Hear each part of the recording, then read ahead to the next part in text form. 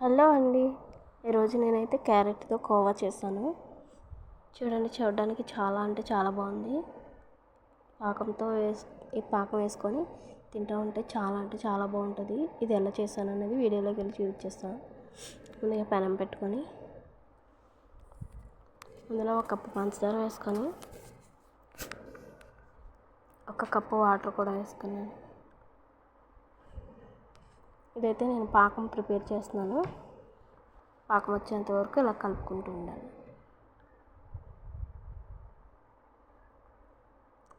నేనైతే కొద్దిగా హెల్త్ కూడా వేసుకున్నాను మరిగేటప్పుడు. మరిగిన తర్వాత ఇలా పాకం వచ్చిందో లేదో ఇలా చెక్ చేసుకొని చూసుకోవాలి. తీగలు కింద వస్తే పాకం వచ్చినట్టే. నేనైతే అది పక్కన పెట్టుకుంటున్నాను. ఒక క్యారెట్ని అయితే మిక్సీ జార్లో సన్నగా ముక్కల కింద కట్ చేసుకొని వేసుకున్నాను. ఇలా లైట్గా మిక్సీ పెట్టుకొని నేను ప్లేట్లో తీసుకున్నాను. దానికోసం ఒక పెనం పెట్టుకొని 2 టేబుల్ స్పూన్లు నెయ్యి వేసుకున్నాను.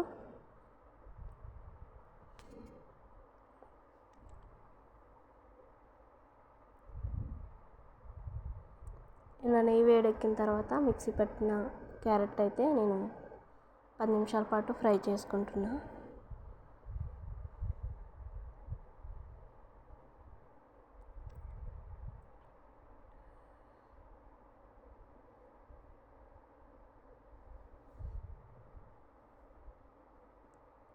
ఇదైతే ఇలా కలర్ చేంజ్ అయిన తర్వాత ఒక కప్పు పాలు వేసుకున్నాను. ఈ పాలల్లో కూడా ఒక 5 నిమిషాల పాటు ఉడికించుకోవాలి. క్యారెట్ బాగా ఉడకాలి కాబట్టి.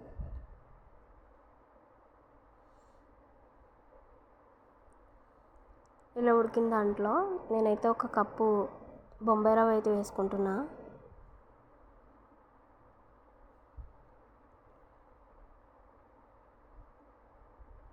ఈ రెండింటిని బాగా మిక్స్ చేసి బాగా దగ్గరికి అయ్యేంత వరకు ఉడికించుకోవాలి.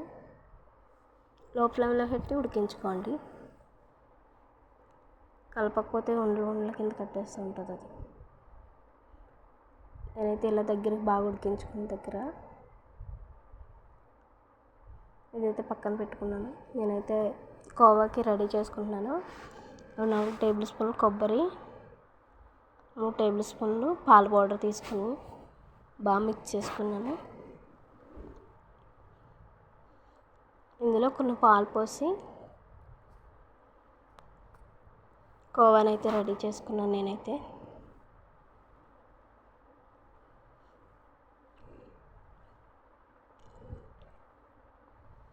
ఇలా రెడీ చేసుకున్న తర్వాత ఉడికించుకున్న క్యారెట్ ఉంది కదా, దాన్ని అయితే మందంగా ఇలా చేసుకొని దానిపైన కోవా పెట్టి దాన్ని అయితే మధ్యలోకి వచ్చేలాగా వండ కింద ప్రిపేర్ చేసుకొని తర్వాత ఇలా మందంగా చేసుకోవాలి. ఇలా చేసుకున్న ఆటలను తీసుకెళ్ళి నేనైతే పెనం పెట్టుకొని అందులో ఆయిల్ వేసుకొని ఆయిల్ వేడెక్కిన తర్వాత అయితే ఫ్రై చేసుకుంటున్నాను.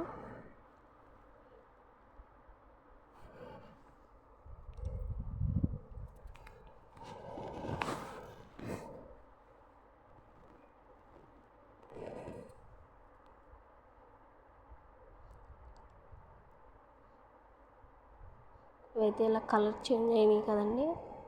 కలర్ చేంజ్ అయ్యేంత వరకు వేయించుకుంటూ ఉండాలి.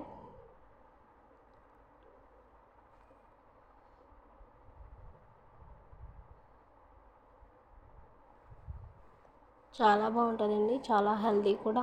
క్యారెట్తో చేస్తుంది కదా.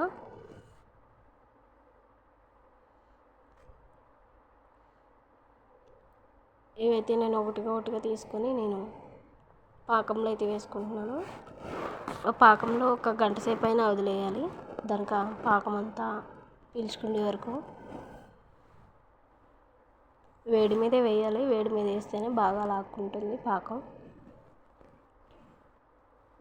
పాకం కూడా వేడిగానే ఉండాలండి. నేనైతే గంట తర్వాత ఇలా కట్ చేసి చూసాను. చాలా బాగా పాకం పట్టుకుంది దానికి. చూడండి ఎంత బాగుందో పాకంతో. మీరు కూడా ఒకసారి ఇలా ట్రై చేయండి. వీడియో నచ్చితే కనుక ఒక లైక్ చేయండి ఫ్రెండ్స్ ప్లీజ్.